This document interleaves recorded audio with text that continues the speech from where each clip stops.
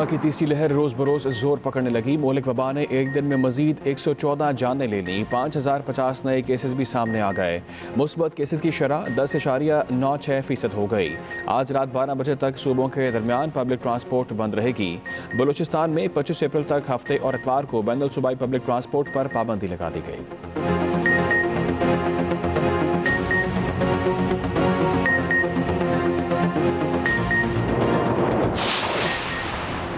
NA 75 Daska کا ضمنی election نون league نے جیت لیا۔ غیر حتمی غیر سرکاری نتائج کے مطابق نوشین افتخار نے 1,10,075 ووٹ لے کر کامیابی حاصل کی۔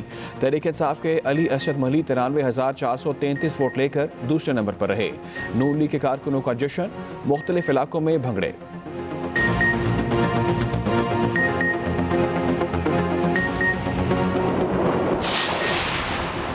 ووٹ کو عزت دو کا بیانیہ جیت گیا۔ نائب صدر مسلم لیگ نون مریم نواز کا ٹویٹ کہا، جب بھی منصفانہ الیکشن ہوں گے جیت شیر کی ہی ہوگی۔ اس جعلی حکومت کے دن گنے جا چکے ہیں، وہ دن دور نہیں جب ملک میں عوام کی حکمرانی ہوگی۔ اپوزیشن لیڈر پنجاب اسمبلی حمزہ شہباز بھی جیت پر خوش، کہتے ہیں الحمدللہ آج عوام اور ووٹ جیت گیا، ووٹ چور سلیکٹڈ مافیا ہار گیا۔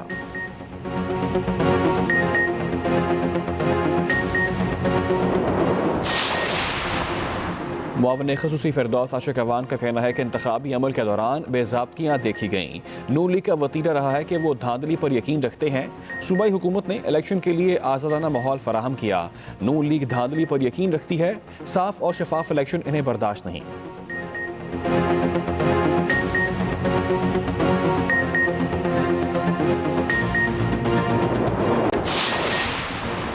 پنجاب میں امتحانات کا شیڈول تبدیل۔ میٹرک امتحانات 25 مئی اور انٹر کے امتحان 3 جولائی سے شروع ہوں گے۔ ترمیم شدہ شیڈول کا نوٹیفیکیشن جاری۔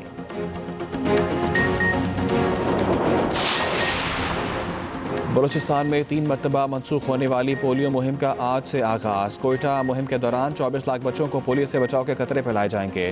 مہم میں 10,000 سے زائد ٹیمیں حصہ لے رہی ہیں۔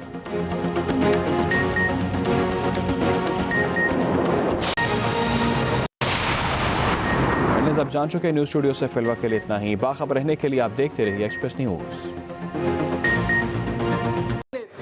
پنجاب کے بلدیاتی اداروں کو برطرف کیا اور سپریم کورٹ نے یہ حکم جاری کیا کہ ان اداروں کو اسی حال میں بحال کیا جائے جس حال میں یہ برطرفی سے پہلے تھے، یعنی کہ سچویشن کو ایز یو ور کہا۔ لیکن آج 10 اپریل ہو چکی ہے اور 2 ہفتے سے زیادہ گزرنے کے باوجود پنجاب حکومت سپریم کورٹ کے فیصلے کو ڈیفائی کر رہی ہے، اس پہ عمل درآمد کرنے سے انکاری ہے۔ پاکستان میں سپریم کورٹ نے اپنے احکامات پر عمل نہ کرنے کے اوپر یوسف رضا گیلانی صاحب کو وزارت عظمیٰ سے ہٹا دیا تھا۔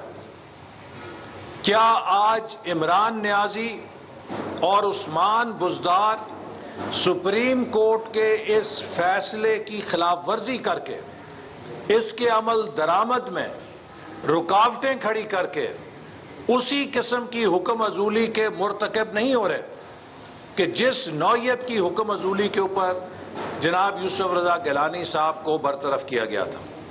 ہم امید کرتے ہیں کہ اگر سپریم کورٹ نے یوسف رضا گیلانی صاحب کے خلاف اپنے فیصلوں پر عمل درآمد نہ ہونے کے پاداش میں کارروائی کی تھی تو اسی مثال کے اوپر، اسی پریسیڈنٹ کے اوپر عمران نیازی صاحب کو اور عثمان بزدار صاحب کو فوری طور پہ برطرف کیا جائے، چونکہ یہ سپریم کورٹ کے قانون کا اور آرٹیکل 190 آئین کا آرٹیکل 190 جو پابند کرتا ہے تمام ایگزیکٹو اداروں کو کہ وہ سپریم کورٹ کی مدد کریں، اس کے فیصلوں پر عمل درآمد یقینی بنائیں، تو ان کو بھی دونوں کو برطرف کیا جائے، چونکہ یہ پاکستان کے آئین اور پاکستان کے سپریم کورٹ کو فلاؤٹ کر رہے ہیں۔ عمران خان صاحب نے کہا کل لاہور میں آ کے کہ میں مافیا سے لڑ رہا ہوں۔ میں کہنا چاہتا ہوں عمران صاحب، آپ माफिया से नहीं लड़ रहे, आपकी लड़ाई पाकिस्तान के साथ है, आपकी लड़ाई पाकिस्तान के अवाम के साथ है, आपकी लड़ाई पाकिस्तान के मुस्तकबिल के साथ है, आपकी लड़ाई पाकिस्तान की तरक्की के साथ है, और आप CPEC के साथ लड़ रहे हैं जिसको आपने बंद कर दिया है। पाकिस्तान के मुस्तकबिल को तबाह करने का नतीजा है कि आज पाकिस्तान की रियासत को बदतरीन खतरात लाक हो चुके हैं। IMF को हुकूमत ने यकीन दहानी कराई है कि 2026 तक पाकिस्तान का बजट और पाकिस्तान के दिफाई बजट में इजाफा नहीं किया जाएगा। 2026 तक पाकिस्तान का तरक्याती बजट और पाकिस्तान का दिफाई बजट फ्रोजन रहेगा। ये पहले ही 2017-18 के मुकाबले में आधा हो चुका है। अगर पाकिस्तान 4.2% GDP का 2017-18 में तरक्याती मंसूबों पर खर्च कर रहा था, तो अब ये तकरीबन 2.5% के करीब आ चुका है। इसी तरह पाकिस्तान जो डिफेंस के ऊपर खर्च कर रहा था, उसमें भी नुमायां कमी आ चुकी है।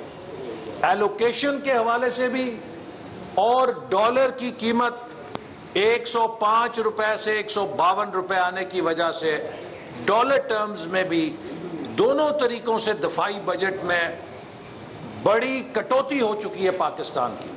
एक तरफ हमारा हमसाया मुल्क अपने दिफा के अंदर मुसलसल इजाफा किए जा रहा है, दूसरी तरफ हमारे लिए 2026 तक हुकूमत ने IMF को कह दिया है कि डेवलपमेंट बजट और डिफेंस बजट में किसी किस्म की इजाफा नहीं होगा, हम उसे फ्रोजन रखेंगे।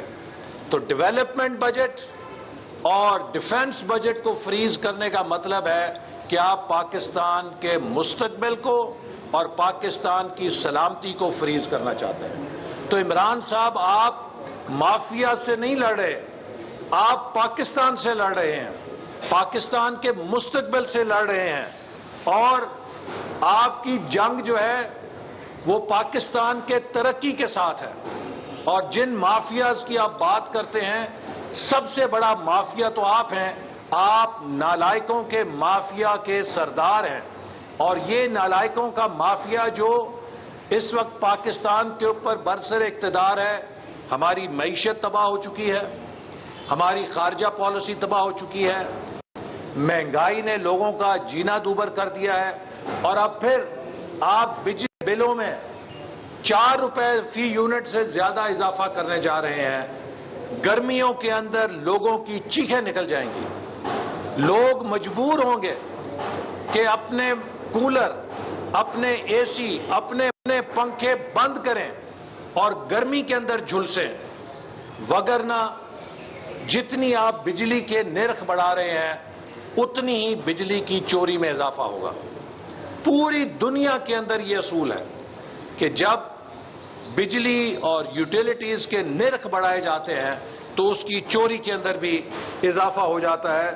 लिहाजा आपके पास क्या जवाब है कि पाकिस्तान की दुनिया की 7वीं एटमी ताकत, जिसके ऊपर इतनी बड़ी जिम्मेदारी है, 3 साल बाद भी वो पार्ट टाइम वजीर खजाना के साथ चल रही है। 3 साल में 3 वजीर खजाना बदल चुके हैं। अभी आपने इश्तिहार लगाया हुआ है जरूरत बराए वजीर खजाना, एक पार्ट टाइम वजीर खजाना है जिससे आप काम चला रहे हैं, और आप इल्जाम देते हैं पिछड़ों को कि जी पिछले खराब कर गए हैं। हुकूमत चलाना आपको नहीं आता, टीम आपके पास नहीं है, ये आपको नहीं पता कि मुल्क की मईशत कैसे चलती है। आपने पाकिस्तान के इदारों को एक करके डिसफंक्शनल किया है, और अब जिस किस्म की इंतकामी कार्रवाइयों का सिलसिला अपने मुखालफीन और खुद अपनों के साथ शुरू किया है, जिस किस्म की इंतकामी कार्रवाइयां आप कर रहे हैं, अब लगता यह है कि आपका आइंदा प्रोग्राम यह है کہ پاکستان کے تمام بزنس شٹ ہو جائیں اور پاکستان کا ہر بزنس مین پاکستان سے پیسہ نکال کے باہر لے جائے.